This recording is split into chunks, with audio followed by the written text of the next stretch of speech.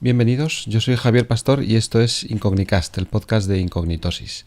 Este es el Incognicast número 6 del 10 de enero de 2018 y parece que el CES se va terminando, cada vez hay menos novedades y tenemos, menos breves en ese sentido, pero hay un tema destacado distinto y que yo creo que es curioso, que es el de que todos copian de todos, incluso en la música. Aquí se podría aplicar aquella famosa frase de que los buenos artistas copian y los grandes artistas roban. Esa frase que se atribuye a mucha gente. Hay un artículo muy chulo en Quote Investigator, que es una web que se dedica precisamente a intentar descubrir el origen de las citas célebres. Y resulta que la cita no es ni de Picasso, ni de Steve Jobs, ni de otros célebres y personajes famosos de la historia. Es de por lo visto, de un escritor que se llamaba Davenport Adams en 1892. A partir de ahí la utilizó el escritor T.S. Eliot y a partir de ahí la frase va utilizándose cada vez más entre artistas como Stravinsky o Faulkner y después también como Picasso. Bueno, pues hasta ahí el momento Wikipedia del día, el momento descubrimiento. Y vamos con ese tema que era, como decía, el de todos copian de todos, todo el mundo copia, incluido yo, por supuesto. Este formato de podcast no es nuevo, de hecho lo comentaba hoy chateando con Alex Barredo, que es el responsable de Mixio, que es, como dije en el primer Incognicast, un podcast en el que a mí el formato me parece fantástico, noticias breves que no ocupen mucho tiempo y que resuman un poco la actualidad tecnológica. Él resume por su lado las que cree más interesantes, yo hago lo mismo y nada, y supongo que en algún momento me demandará, ya veremos. Bueno, como decía, todos copian de todos y la noticia de partida que inspira este podcast es la de la demanda que teóricamente Radiohead le ha puesto a Lana del Rey por la canción que, por lo visto, plagia totalmente el tema famoso de Radiohead, de Creep. Si oís las dos canciones, y dejo un enlace para que podáis escucharlas, las similitudes son evidentes. O sea, a mí realmente eso me parece un plagio descarado de Lana del Rey y de hecho solo con ver que ella ha ofrecido el 40% de los ingresos de la canción para solucionar el tema, pues parece que está confirmando que efectivamente se ha inspirado en ella. Los de Radiohead parece que quieren el 100% de los ingresos y ahora está un poco la cosa ahí, por lo visto, negociándose. Es un tema complicado. Y también había un vídeo por ahí de un youtuber español que también enlazo y que explica muy bien cómo en música es muy difícil demostrar que hay plagio, porque al final los acordes que se utilizan para las canciones suelen repetirse de forma muy frecuente porque no hay tantas combinaciones y porque al final las que funcionan se utilizan mucho. Entonces, el caso típico del reggaetón, todas suenan iguales, como el del grupo Café Quijano, que yo creo que desde la primera canción no han vuelto a hacer nada realmente distinto y yo no les escucho mucho, de hecho, pero a mí todas me suenan igual. Y yo creo que al final es muy difícil que música haya algo muy, muy nuevo, porque al final los acordes son los que son. Y es verdad que es relativamente fácil ver asociaciones entre una canción y otra del pasado. Entonces, ahí es muy difícil demostrar hasta qué punto una canción es plagio de otra. Lo mismo ocurre con otras muchas cosas como la literatura y desde luego como la tecnología, el mundo del automóvil o la moda, donde hay desde luego muchas ideas que se repiten, que los que las adaptan dicen eso, que es una adaptación o una mejora, una iteración y que al final, pues es eso, es una copia, mejorada o no mejorada, pero que la gente se inspira e intenta hacer una idea, mejorar una idea que a lo mejor no lo consigue y ahí surge el debate sobre si es un plagio o no es un plagio. Lo que pasa con esto, como en todo, es que si está por medio el dinero, pues ahí es cuando empieza a doler el tema. Entonces, los plagios que afectan a economías de empresas o de personas, pues evidentemente hay un tema delicado en el que cada uno tiene que defender lo suyo. Ahí entra, por ejemplo, el tema de las patentes, que son precisamente tratan de evitar esto, de evitar que te plagien y la persona que te plagia se quede tan pancha en ideas y en conceptos originales, normalmente muy aplicados a la tecnología. Ahí yo creo que tenemos los dos extremos, el de Estados Unidos en el que todo se patenta y parece que es un deporte nacional lo de patentar y luego poder demandar con esas patentes. Están los patent trolls, esas empresas famosas por vivir de las patentes, no hacer nada salvo tener un bufete de abogados asociado, que es el que se encarga de demandar a cualquiera que utilice una idea patentada por esa empresa. Hay un caso muy famoso en el mundo linuxero que es el de SCO y cómo trató de defender que Unix era una marca suya y que por tanto todos los que tenían cierta relación con Unix, incluidos las distribuciones Linux, pues tenían que pagarle licencias y royalties. Y hay patentes absurdas y ridículas y que no tienen ningún sentido, por lo menos desde el punto de vista de quienes vivimos al otro lado del charco, que es el otro extremo, que es que las patentes sí tienen sentido para ciertas cosas, para proteger esa inversión en investigación y desarrollo, en creación artística, lo que sea, pero hasta cierto punto. Entonces, bueno, es un tema también delicado y que sigue siendo muy difícil defender, porque al final hay que poner un punto en el cual, bueno, hasta aquí es un plagio y antes de ese punto no es un plagio y definir ese punto es complicado. Otros dicen además, otra de las ideas de este todos copian de todos, es eso de que cuando alguien copia a alguien, el que es copiado dice, bueno, pues el plagio es la forma más sincera de adulación. O sea, cuando alguien te plagia parece que da validez a tu idea, a tu producto, a tu formato, a tu tendencia, a lo que sea. Y sí que es verdad que cuando alguien plagia algo es porque cree que es bueno, y si lo hacen las grandes empresas, pues con mayor motivo se sienten en cierta forma pues orgullosas de ese producto que ha inspirado a otros que lo han plagiado a discreción. Así que bueno, de plagios va la cosa en este tema destacado del día, pero ya pasamos a temas breves. El primero de ellos es el de los sensores de huella dactilar bajo pantalla que han probado en el CES mucha gente, entre ellos The Verge, y que en un vídeo que se ve en el artículo que han hecho allí, pues se ve que realmente funciona muy bien el sensor bajo pantalla de un teléfono del fabricante chino Vivo, que va estupendamente. No hay apenas retardo entre poner el dedo, que te lo reconozca y se desbloquea y aparezca el escritorio del teléfono Android, y tiene muy buena pinta. Yo no sé si eso va a llegar o se va a extender entre otros móviles del mercado. Veremos a ver, porque parece que como Apple ya ha dado por buena el reconocimiento facial, yo diría que mucha gente va a ir hacia esa tendencia más que hacia el lector de huella dactilar. Entonces probablemente la transición sea huella dactilar en la parte trasera o desaparición de huella dactilar. No sé si mucha gente utilizará huella bajo la pantalla. Veremos a ver. Será interesante ver cómo se desarrolla en este año esa parte de la biometría en los dispositivos móviles.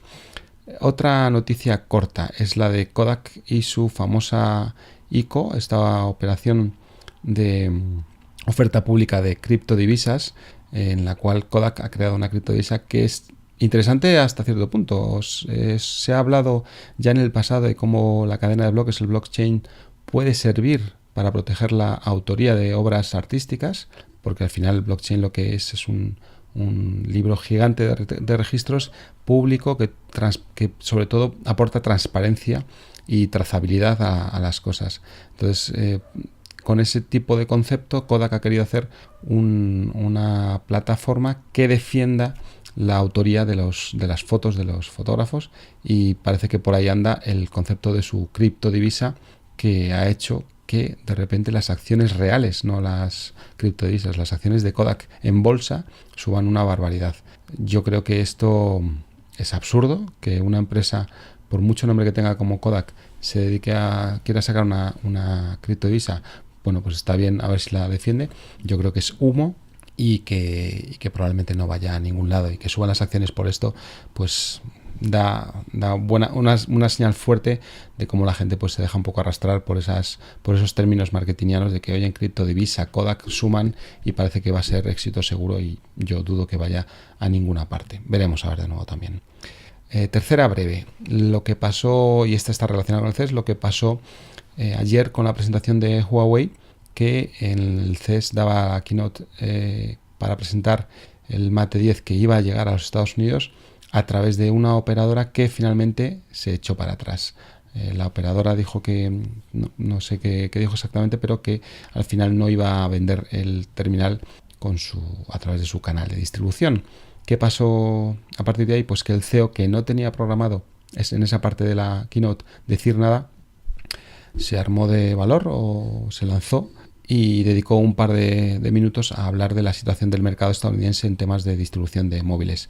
Y ahí coincido con el editorial de Diverge en que normalmente en las keynotes de las empresas, de las grandes empresas, hay mucho mensaje marketingiano, mucho utilizar todas las palabras posibles que suenen bien, inteligencia artificial, asistentes de voz, yo qué sé, todo tipo de términos que venden para no decir nada al final. Y el CEO de Huawei hizo lo contrario, que es mandar un mensaje al mercado, sobre todo al mercado estadounidense, en el cual o gastas un dineral en publicidad, en marketing y en acuerdos con operadoras, o tus teléfonos es muy difícil que se vendan de forma significativa. Huawei por eso tiene una posición tan reducida en el mercado norteamericano, que además está también muy presionado por el tema de las sospechas de espionaje que provoca Huawei y que en el resto del mundo no existen. Aquí en Europa, perdón, aquí en España, iba a decir, en Europa, pues los terminales se venden muy bien y se venden muy bien en casi todo el mundo, y de hecho Huawei es tercer vendedor del mundo de terminales móviles. Se acercan a los 160 millones de terminales en 2017, si no me equivoco, que es una verdadera burrada. Entonces, bueno, la actitud ahí del mercado estadounidense es un poco hipócrita, como en tantas otras cosas, y yo creo que algo tiene que cambiar allí para que haya competencia real, porque aunque Huawei decía, bueno, ahí los usuarios están perdiendo el mejor teléfono del mercado, puede que no se pierdan el mejor, pero desde luego sí que se pierden buenos terminales a los que deberían tener, que deberían estar más accesibles al gran público norteamericano. Entonces por ahí hay un problema que en Estados Unidos deben resolver. Y vamos con las novedades del CES de este tercer día de CES, que como digo son pocas, o por lo menos las que yo he querido reseñar son pocas. De lo que me ha gustado, salió ayer por la noche, Lenovo presentó muchas cosas y cosas curiosas de sus Motomod, los módulos para sus teléfonos modulares que permiten acoplar ciertos elementos, y hay dos cosas que me gustaron de ese anuncio. La primera, de los dos Motomods que presentaron, uno que era muy para aplicaciones médicas y de salud, a mí ese me interesa menos, aunque pueda tener recorrido. A mí el que me gustó mucho fue el del Motomod con teclado. Me parece una idea muy chula para gente que todavía cree que todavía quiere seguir usando un teclado físico en su móvil. Entonces es un teclado desplegable que al final te quedas con el móvil como si fuera un pequeño portátil con una cierta inclinación, no sé si son 65 grados, y es muy curioso de ver cómo efectivamente si el que tenga que escribir mucho en un móvil puede acceder a esa solución, y para ciertos escenarios pues puede estar muy bien. Yo no creo que este Motomod vaya a tener mucho éxito, pero es una idea curiosa que me pareció muy simpática y muy valiente por parte de Lenovo, que sigue defendiendo ese concepto.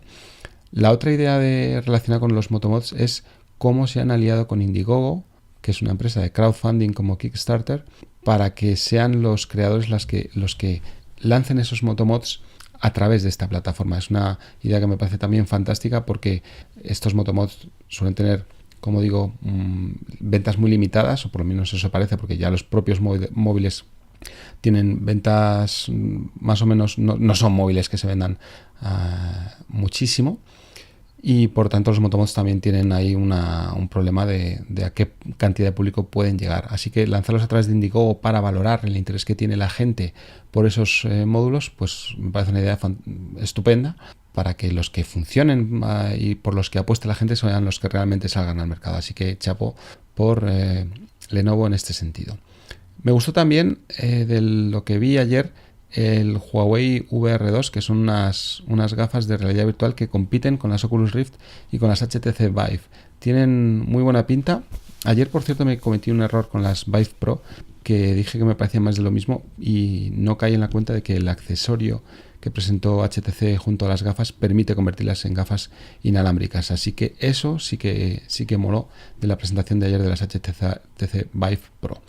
Las Huawei VR2, como digo, tienen también muy buena pinta, y sobre todo porque parece que vas a poder usarlas con móvil de forma independiente o conectadas a un PC, con lo cual tendrás distintas experiencias dependiendo de cómo utilices las gafas. No sé muy bien cómo va a funcionar esto, veremos cuando salgan al mercado definitivamente, pero es una idea simpática.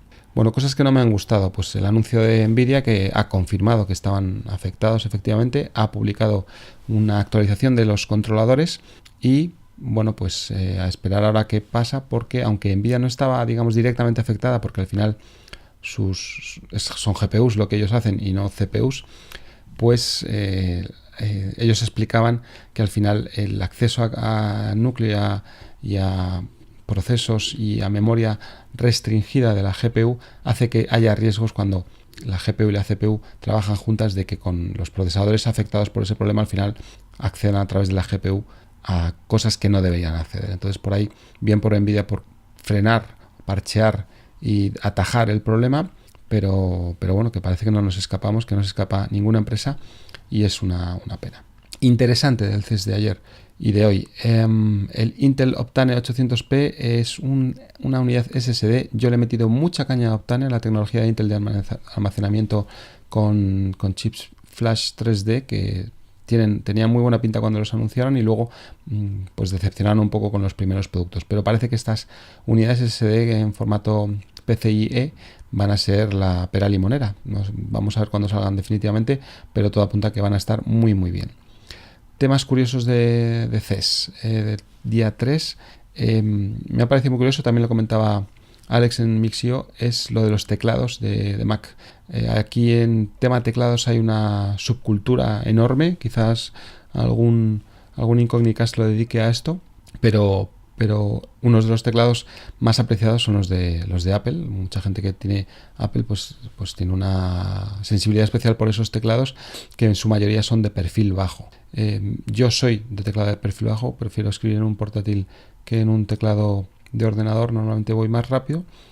Y por ejemplo, esos teclados de Mac, ¿qué pasa? Que los han dejado de hacer alámbricos. Entonces hay una empresa que lo que se dedica es a hacer esos teclados alámbricos, pero no solo para Mac, sino que también los hace para Windows. Entonces tienes opciones de todos los colores para poder seguir usando el mismo concepto que utiliza Apple en sus teclados, en teclados que puedes adquirir tanto para los Mac como para PCs. La empresa se llama Matías, por cierto. Cosas ridículas que han aparecido en el CES de hoy, pues por ejemplo una diadema que te estimula para perder peso, cosas que siguen apostando con la modularidad en relojes inteligentes y que yo creo que no tienen demasiado recorrido.